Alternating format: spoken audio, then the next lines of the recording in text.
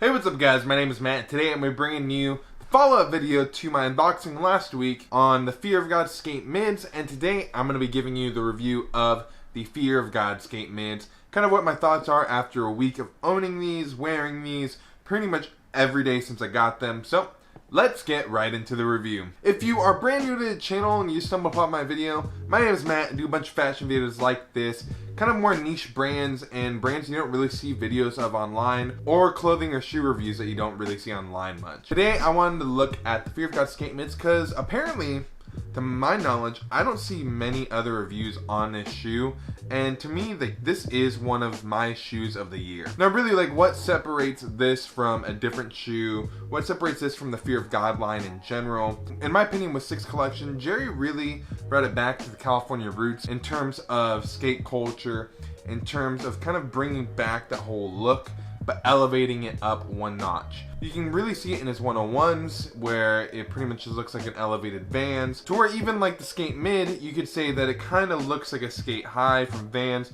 or in my opinion, this looks more like the 750 from Kanye West. So jumping into the shoe itself, this one I did pick up from Nordstrom's, and this is an all gray colorway. I don't really know the actual term of it, but it is featuring a gray suede from front to back, with some leather detailing here and there, like on the tongue. On the back of the tongue is actually leather. On the insides, it is also leather. And then if we open up the flap, which I'll get into in a little bit, it does feature leather and then like a velcro lining right here. And really, like, the cool part about this shoe, that when I was looking at fakes of this shoe online, what they weren't really nailing is that the laces on this are actually a different color than the suede itself. The suede itself is very gray. I love the look of it.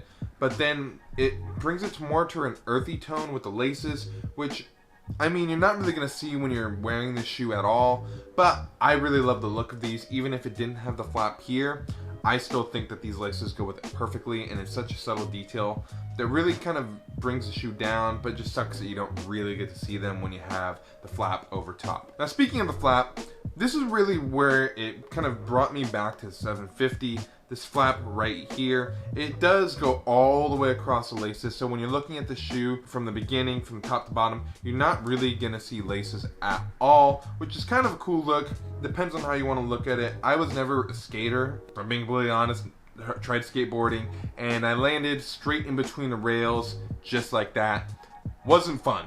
So after that, pretty much didn't do it anymore. Probably some practicality to this. For me, it's more of the aesthetic look of this. Some people don't like it, some people hate it, and then people like me that love it, love the look. Really brings me back to a 750, I'm being honest with you. And this whole entire shoe, the look of it, really gives me 750 vibes, and I'm not the only one to think that. Going into, I think what Jerry always nails on every shoe that he has designed is the toe box. Toe box with this one is still suede, like I said, but it does feature some nice stitching all the way around, like 1, 2, 3, 4 stitchings all the way across the front, and then it's like elevated a little bit. It's bumped up on every single one, and it's such a small little detail, but the little details is really what makes this shoe extremely nice and really, really worth the price that I paid for these. Going all the way up even to the toe box, you can kind of see right here that the midsole actually comes up onto the toe box,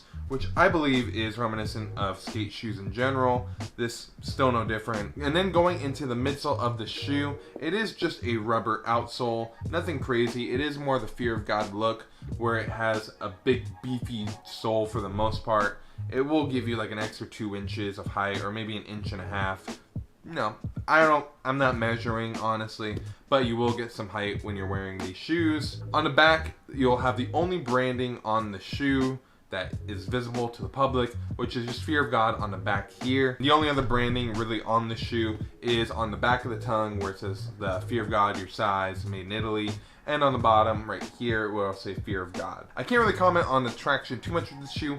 I didn't feel like I had any issues, but then again, I never had issues with my military sneakers that were up there, or pretty much any shoe for the most part, besides some random ones like NMDs. This one, no complaints on that whatsoever. Going into one of the more unique features of the shoe that really is different than a lot of other shoes as well, besides just like kind of like the flap right here that goes across the whole midfoot of the shoe, you also have a lace lock which is reminiscent of the Air Raids. But this one is actually way better quality. I mentioned it in my first look, but this one is a really hard plastic on the back, plus a metal, what's called push toggle right here. I definitely tend to think that this is a better quality one overall. There's no plastic, there's no creaking. Like when I'm pushing this, it's not, I don't know how to explain it. So when I push the toggle right here, it definitely is a little bit harder to push, but I feel like my laces are more tied down than on the Air Raids, where they're not really tied down so well. And you know, it's just a plastic toggle. This one is a higher quality toggle, but I mean, it's just a lace toggle. It's not that big of a deal, but it's something I thought I'd mention. And then going into comfort and sizing on this shoe,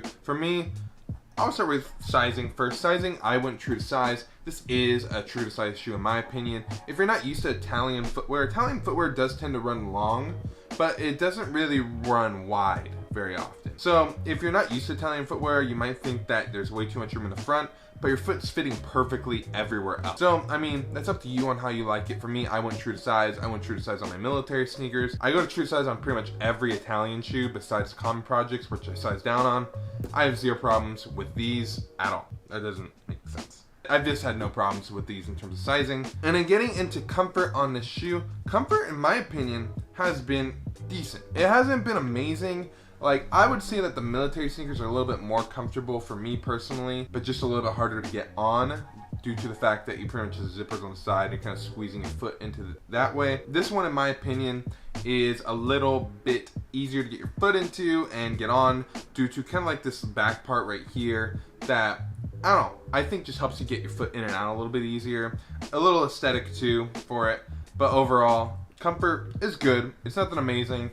If you've had a common project, you'll like these. These aren't going to be your next Ultra Boost or anything. It is Italian footwear, and I really haven't run into too much Italian footwear that I find uncomfortable, but at the same time, it's not uber comfortable. But put it this way, I couldn't have walked around all day in these, and I've had no issues whatsoever. So that has been the Fear of God Skate Mid review. Overall, I don't think that most shoes are worth the retail price. This retails for, I think, $800, $700, something around that price range. For me, these definitely really aren't worth the retail price, but I definitely do think that if they go on sale for half off, even more than that, in the case of how I picked them up, these are definitely worth the pickup. There's something that's super unique about them in terms of how chunky and sleek they are at the same time, and in my opinion gets really overlooked because of the price point that they're at and kind of like the more niche look of them. It's almost like when you looked at the hiking boots compared to the military sneakers. Pretty much everybody, including me,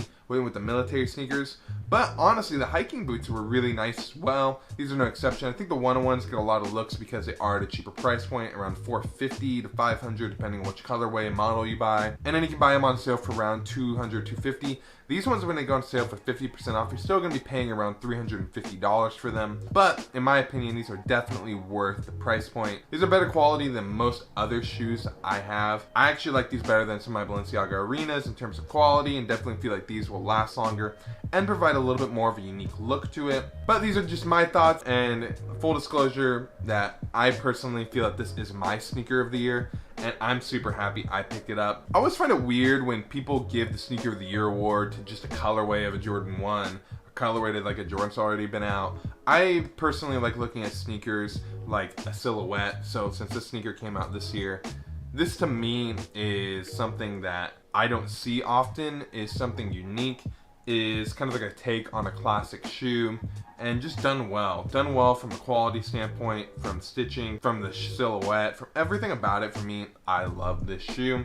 I think that you can wear it multiple ways with different jeans, different everything pretty much, and I'm kind of sad that more people don't own these. So if you have a chance to pick them up, definitely do. These are unique and will definitely get looks, but in my opinion, totally worth it, totally worth the price point that they're at, and I don't really say that very often about shoes. So if you're new to the channel, I just want to thank you guys for stopping by the channel. If you've made it to the end of this review, I definitely recommend subscribing below. I make a ton of videos like this on a bi-weekly basis, and look forward to seeing any of your guys' comments, especially into 2020. It's going to be a great year for all of us here to improve ourselves, improve our closets, improve everything about our lives one day at a time. So like I end every single video here, please like, comment, and subscribe, and I'll see you in the next video.